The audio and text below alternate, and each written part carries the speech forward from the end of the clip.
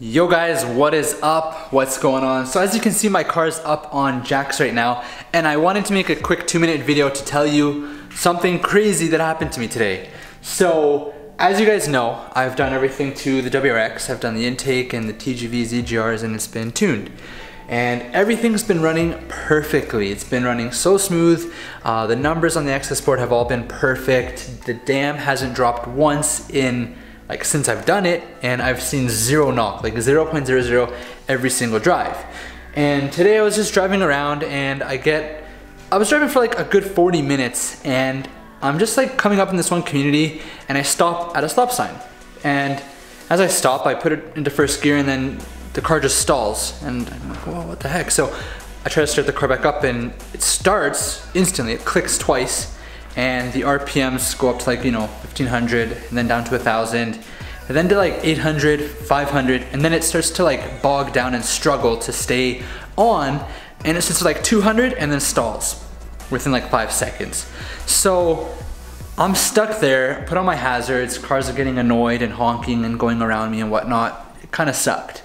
So I get out and I'm like, well, it's gotta be one of the obvious suspects that we know can happen with these cars.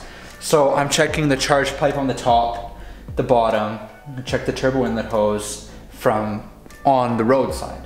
I'm checking the top mount intercooler, everything looks okay. I'm checking my intake, it looks okay. I try to start it again, starts instantly and then stalls. So it's obviously air related at this point, but I'm not sure why. I'm looking for any vacuum lines that are loose and I can't see any. So push the car onto the side street, and then I started looking into it further, and I just couldn't get it to start. So I unplugged the MAF, and the car started perfectly, but in limp mode. So it won't really go above 110 kilometers an hour on the highway, and you can't really go into boost. It's 0.00 PSI boost, whatever you do.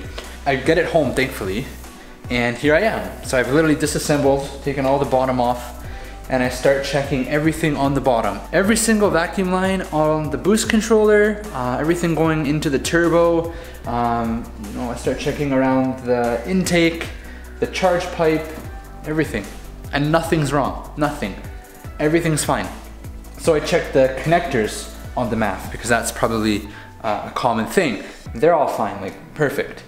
So I'm sitting there and I have no idea what, so I take the MAF out, and I'm gonna inspect it closer and I'm gonna clean it. And when I take it out, I hear something shaking in it, kind of a jingling sound, what the heck? So I look inside, and it's hard to see, but there's a little tiny piece of plastic. You can kind of see it there maybe. This little tiny piece of plastic was sitting right on the sensor of the MAF. So, right there, in that MAF sensor. Look, the potential for it to land where it landed and how it landed in that sensor is so slim. That's less than a centimeter of space. But it landed there, right on it, and wherever it came from. I think it must have come from inside the cone or something, I'm not sure. But I've been driving the car for 2 weeks, it's been perfect. So somehow this little tiny piece of crud or rubber or something got in there. And it just threw the whole thing off. The car wasn't running and must have vibrated and fallen in there right when I hit at that stop sign. So I shook it upside down and it fell out. And I was like, could that have been the issue? After I've done everything else, after I've checked everything else, it's been for 2 hours.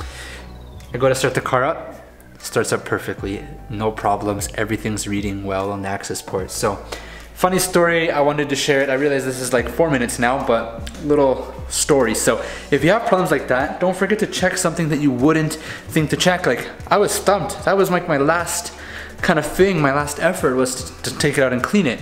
And then I was realizing once I took it out, it made a sound like it was shaking. So that's when I found the little piece inside it. But otherwise, I wouldn't have even thought that could happen. I wouldn't have even considered something got in there that noticeable, that's significant. That obviously would cause the issue, without any doubt in my mind. So took it out, car's running perfectly again. So I hope you guys are doing well. Thanks so much for watching and for all the support on the videos. I appreciate all the comments you guys leave. If you have anything to say, I'm very thankful if you leave a comment. I always try to respond to it, so thank you. And I hope you're having a great day or night, whatever it is where you are.